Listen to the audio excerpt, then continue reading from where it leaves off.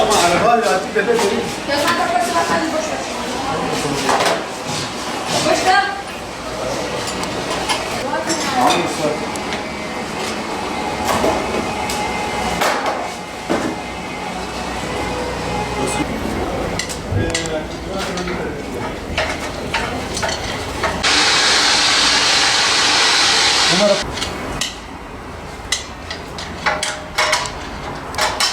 İsmim Baran Usta, Mardin sanayisinde çalışıyorum. 10 yıldır bu işi yapıyorum. Yani şu an sıcaklık 45 dereceye de buraya 50 dereceye kadar yaklaşıyor. Tabii araçlar da sıcaklıktan dolayı da hararet sorunu falan da oluyor. Tabii bu sıcaklarda çalışmak çok zor. En çok bu aylarda en çok hararet sorununa geliyorlar. Araç rampada çok hararet yapıyor.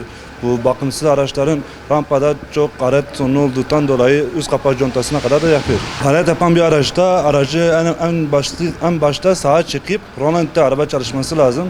Arabanın soğuması, radyatörü falan soğuması lazım. Ondan sonra arabayı start etmesi lazım. Kontağı kapattığı zaman araba hararet yapar, klopaç yapar, motora kadar da yolu var. Harareti nasıl giderir? Araç sağa çekilecek, rolanti'de çalışacak. Araçta su daima bulunması lazım.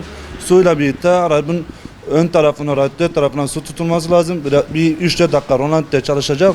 Harareti düzelttikten sonra isabet edecek. Duman sonucu çıkmasından sonucu araçta başka şeyler olabilir. Yani artık dumana bağlı. Beyaz duman atarsa bu turboya kadar gider, motora kadar da gider.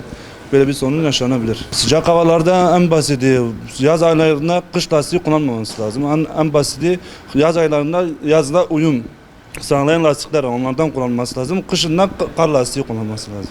Ya küçük bakım en basiti ya bakımı aracın yani 10 binde bir değişmesi lazım ki bazı arkadaşlar var 15 bin 20 bin yapıyorlar. Yakıt kalitesi düştükten sonra motor yatak sardı en az 350 bin 400 bine kadar da yolu gidiyor.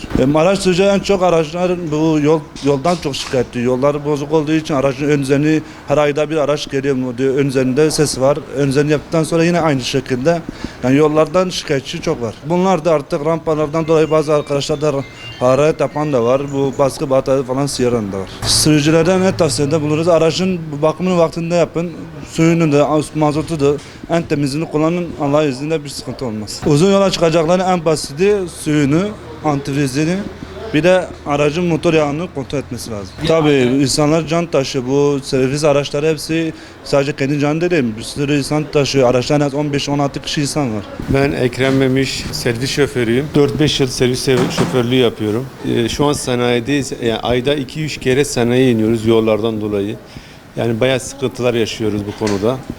Yani bu kaç senedir, 4-5 senedir bu işi yapıyoruz. Halen de devam ediyor yani. Şu an yapıyoruz diyorlar, bunu yapıyoruz. Yine yapılmıyor yani. Tam yeni başlanmışlar. Mardin Kızıltepe istasyon yolu yapılıyor. Yani yine perişan olmuş. Şu an sanayideyiz.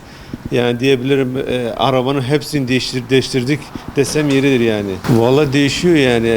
En düşük 5.000'in altından çıkmıyorsun zaten.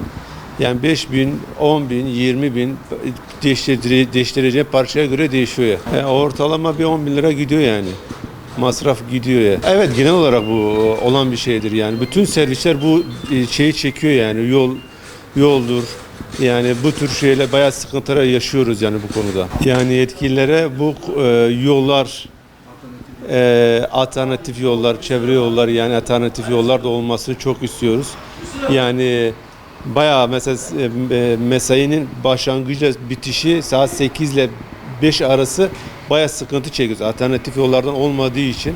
Yani bunların en erken yapılmasını istiyoruz. Yani yetkili arkadaşlardan ricamız budur. İnşallah en erken zamanda bunların yapılmasını istiyoruz.